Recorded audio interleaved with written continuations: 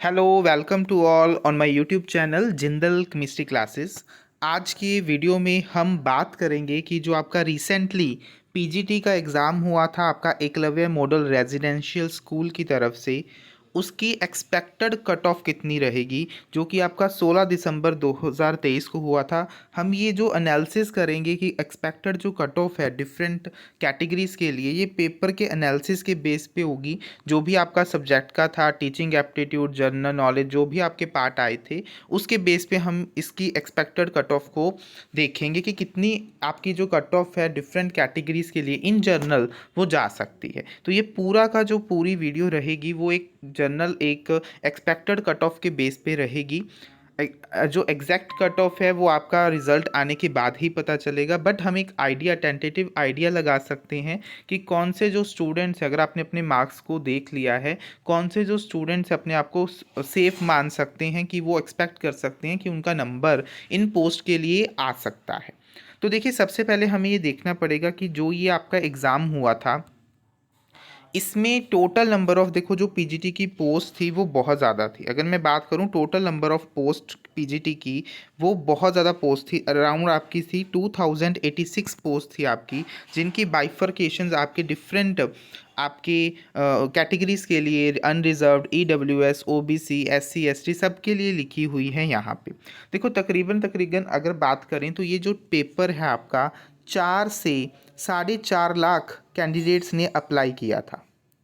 4 लाख से 4.5 लाख कैंडिडेट के बीच में इस पेपर ने, लोगों ने पीजीटी का पेपर भरा था, जिसमें से तकरीबन तकरीबन ये देखा गया कि मोस्ट ऑफ द जो कैंडिडेट्स थे, 50% जो कैंडिडेट्स थे वो इसमें एब्सेंट रहे, उन्होंने ये पेपर को नहीं दिया। इसका कारण में भी ये हो सकता है क्योंकि मोस्ट ऑफ द कैंडिडेट्स का जो अभी रिसेंटली केवीएस का आपका रिजल्ट आया था पीजीटी का या टीजीटी का, तो उसमें मोस्ट ऑफ द कैंडिडेट जिन्होंने ये फिल किया होगा वो ऑलरेडी उसमें सिलेक्ट हो चुके हैं। तो इसी वजह से मे बी आपके काफ़ी सारे कैंडिडेट्स इनमें पेपर देने नहीं आए। तो 50% अगर हम बात करें तो अराउंड, अगर हम देख सकते हैं तो अराउंड 2 लाख के स्टूडेंट्स कैंडिडेट्स ने लगभग इन पेपर को दिया। ठीक है, 2 लाख स्टूडेंट्स ने इस पेपर को दिया। अब देखो, इस पेपर को क्वालिफाई करने की जो क्राइटेरिया था वो हम डिस्कस कर लेते हैं कि पेपर किस बेस के ऊपर हमने क्वालिफाई करना था। तो देखो, पेपर में आपको पता है प्योरली जो पीजीटी की पोस्ट थी ये प्योरली आपके रिटर्न टेस्ट के ऊपर बेस्ड थी, बट कंडीशन एक थी कि आपका इंग्लिश और आपका जो हिंदी का एग्ज़ाम है, आपका इंग्लिश और आपके हिंदी में से आपके 40% मार्क्स आने चाहिए इन टोटल। ठीक है, 40 मार्क्स आपके इंग्लिश में आने चाहिए और 40% जो आपके मार्क्स हैं वो हिंदी में आने चाहिए, तभी आपका जो बाकी का पार्ट है, आपका एग्ज़ाम है, वो चेक होगा। और मेरिट लिस्ट आपकी रिमेनिंग 130 मार्क्स से बननी थी।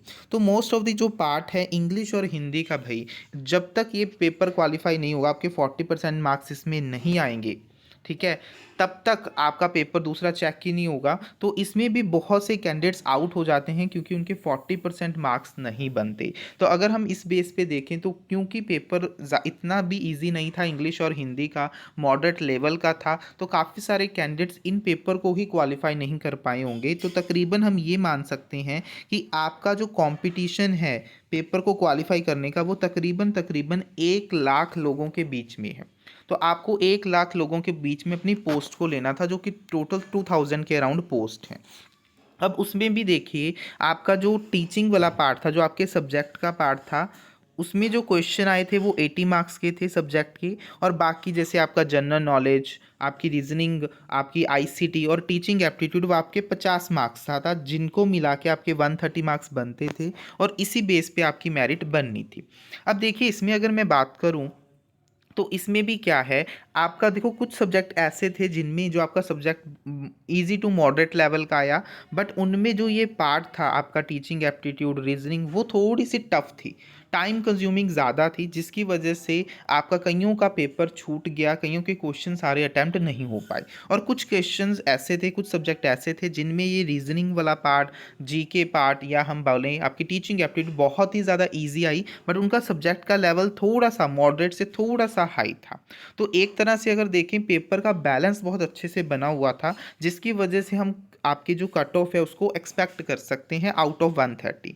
तो ये जो टोटली मैं बता रहा हूँ भाई यहाँ पे, ये टोटली आपकी किस बेस पे रहेगी, आपकी जो कट ऑफ बता रहा हूँ टोटली ये आपकी एक्सपेक्टेड टेंटेटिव कट ऑफ है जो हमने एक्सपेक्ट किया है पैटर्नर के अकॉर्डिंग। तो देखो अकॉर्डिंग टू अस जो आपकी कट ऑफ रहेगी, अगर मैं अनरिजर्व्ड कैटेगरी के स्टूडेंट्स के लिए बात करूं तो इनके लिए आपकी जो कट ऑफ रहेगी वो 85 प्लस रहेगी, मतलब 85 से 90 के आसपास के बीच में रहेगी। इसके बीच में आपकी कट ऑफ जाएगी 80 टू 90, 85 टू 90 के बीच में। तो जिनके भी 85 से ऊपर नंबर बन रहे हैं तो वो फॉर श्योर इसमें आ सकते हैं आपके। अगर मैं EWS की बात करूँ तो EWS कैटेगरी के कैंडिडेट्स के लिए जो आपके कट ऑफ है वो एक्सपेक्टेड जो कट ऑफ है वो 80 प्लस रहेगी। तो जिनके EWS कैटेगरी है और 80 प्लस मार्क्स हैं तो वो अपने आप को सेफसर साइड में मान सकते हैं कि उनका नाम आने के चांसेस ज़्यादा हैं। अगर मैं बात करूं आपके OBC कैटेगरी के लिए तो OBC कैटेगरी के लिए भी जो आपकी कट ऑफ है एक्सपेक्टेड वो 79 के अराउंड रहेगी, 79 से प्लस, क्योंकि तकरीबन इतनी ही कट ऑफ का डिफरेंस पड़ता है। और अगर मैं आपकी बात करूं SC कैटेगरी या ST कैटेगरी के लिए तो इनके लिए तकरीबन जो मेरा आइडिया है, जो मेरा अनुमान है वो रहेगा आपका 70 प्लस के अराउंड।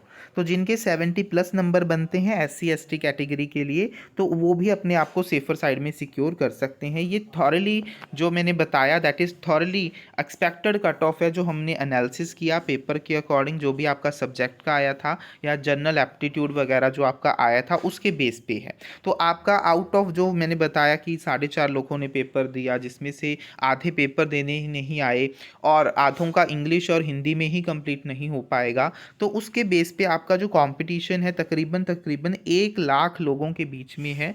और जिसमें से मैंने आपको एक्सपेक्टेड कट ऑफ आपको बता दी है कि इसके बीच में अगर आपके मार्क्स हैं तो इनसे ज़्यादा हैं तो आप अपने आप को सेफर साइड में एक्सपेक्ट कर सकते हो। इसी तरह वीडियो के अपडेट के लिए मेरे चैनल को सब्सक्राइब ज़रूर करें।